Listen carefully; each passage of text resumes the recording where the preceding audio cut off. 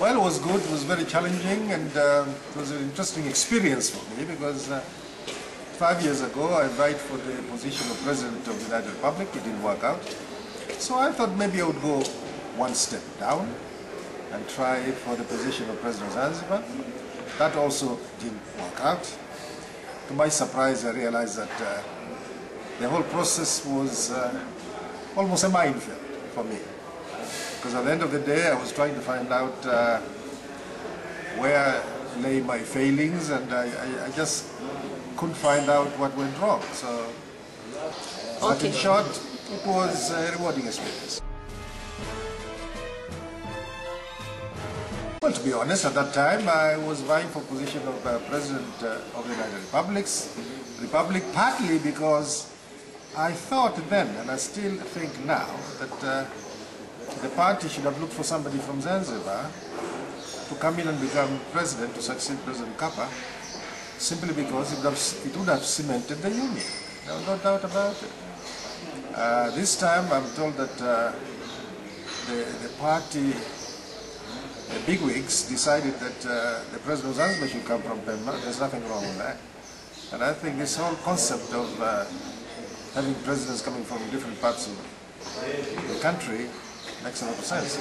People should remember that the United Republic of Tanzania is a united country, and it's the united that compelled me at that particular time to vie for the position of President of the United Republic of Tanzania, because the outgoing president was from the mainland, and I was convinced then, as I am now, that the President of the United Republic should have come from Zanzibar.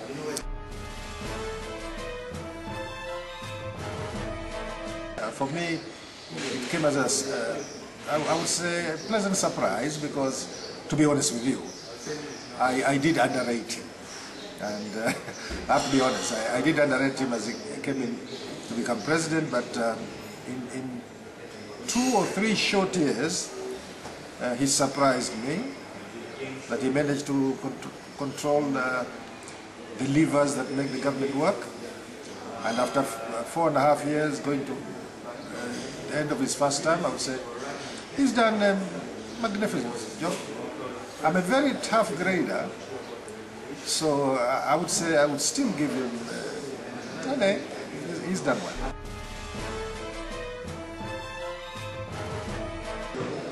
No, I don't know. I don't believe that I lost, because they are saying in America that you can't lose what you never had. So I wasn't president and I didn't lose the position. I was vying for it, it didn't work out.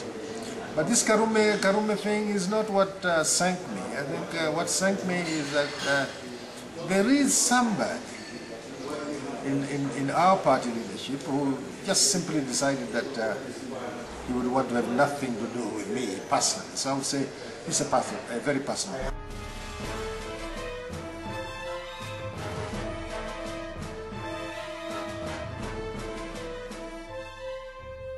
Absolutely not. I would regard that as a load of rubbish. It's just a lot of garbage. You know, in the beginning, people were afraid of this, but I was telling them that, look, this has happened in many countries, and I don't see this as being a problem, because Zanzibar is part of the United Republic of Tanzania. And my question was, look, if the President of Zanzibar turns out to be a king or whatever, what position would the President of the United Republic assume? You know, my point is, look, this is a far-fetched argument. It doesn't make any sense. We have a democracy, and where you have a monarchy, people don't vote. In Tanzania, we have a very strong political party, which is my party, CCM. And where you have a very strong party, you really can't have a monarchy. So where you have a strong monarchy, there is no political party. So this was just, I think, a figment of somebody's imagination, and I would like to believe that it was one of those people who were contesting for this position. They looked at Ambassador Karume, they didn't know how to pull him down, and they just went for a very, very weak argument. But at the end of the day, I think people have realized that if I had succeeded, there's no way Zanzibar would have turned into a monarchy.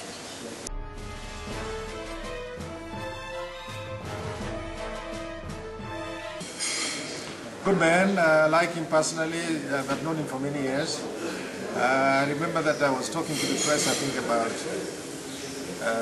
8 or 9 months ago, and somebody from the media was asking me about him, and I said, well, you'd make a very good president.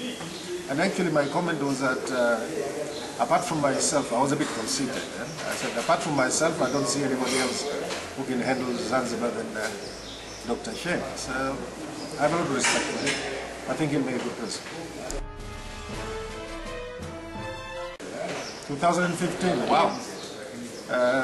There was a British Prime Minister, Harold Wilson, who once said, 1 week is a long time in politics. So if that is true, and I think it is, then 5 years is a political eternity. So I don't want to speculate as to where we'll be in 2015, but should everything be normal, as we say in economics, everything being equal, I think I'll run again. Oh. What's next is, as I said, relax a little bit, go to Europe, and then fly to the United States for maybe a month or two. Just visit friends and relatives, and some good people, and try to reflect on what actually happened. Politically? Politically, yes, it's a political thing. And there is this political animal in me that comes out from time to time. It's hereditary, I think. And it's part of my pedigree, and I intend to pursue it. So 2015, what would you run for? 2015, well, I ran for President of the United Republic. It didn't work out. I went one step down. It didn't work out. And I don't know, the position of President of Zanzibar would be available. The position of President of the United Republic will be available. But between now and then, I would have to try to look at my own situation. If my situation is going to be exactly the same as it is right now, I see no reason to run for that high office. But should my situation politically change, should I succeed to hold a certain position in my party, or maybe hold a certain position in government, I believe that I'll be in a better situation to make a fair assessment as to whether I should run or not. But I can't make that decision now. Okay, thank you very much. Well, thank you.